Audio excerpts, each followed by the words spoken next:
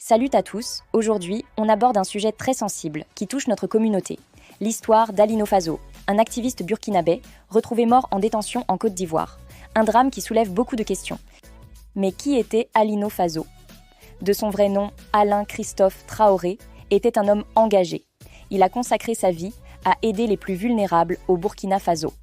Avec plus de 400 000 abonnés sur Facebook, il utilisait son influence pour organiser des levées de fonds et soutenir des projets humanitaires. Il est arrêté en janvier dernier pour accusation de intelligence avec un État étranger susceptible de compromettre la stabilité militaire ou diplomatique de la Côte d'Ivoire, pour complot contre l'autorité de l'État et espionnage et diffusion de fausses informations visant à atteindre le moral de la population et de la défense nationale. Il est également suspecté d'avoir des liens étroits avec la BIRC, un groupe de cyberactivistes proche de la junte militaire au Burkina Faso. Lors de son arrestation en janvier, le gouvernement ivoirien a déclaré qu'elle avait été réalisée dans les règles. Il est alors détenu à la prison de l'école de gendarmerie d'Abidjan. Mais la nouvelle de sa mort a choqué tout le monde. Selon les autorités ivoiriennes, il se serait suicidé en détention.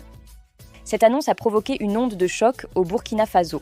Les autorités burkinabais parlent de mépris et exigent des explications. Le ministre des Affaires étrangères a convoqué la chargée d'affaires de l'ambassade de Côte d'Ivoire pour obtenir des réponses. Aujourd'hui, les doutes persistent. Beaucoup remettent en question les circonstances de sa mort.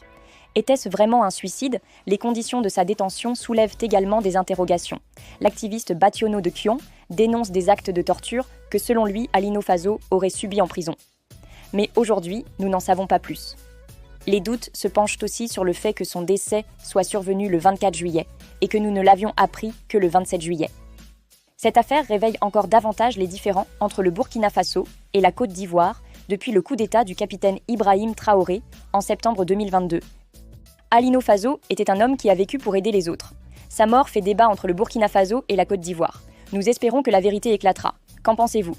Partagez vos réflexions en commentaire. C'était Alia, ton IA préférée. Bye.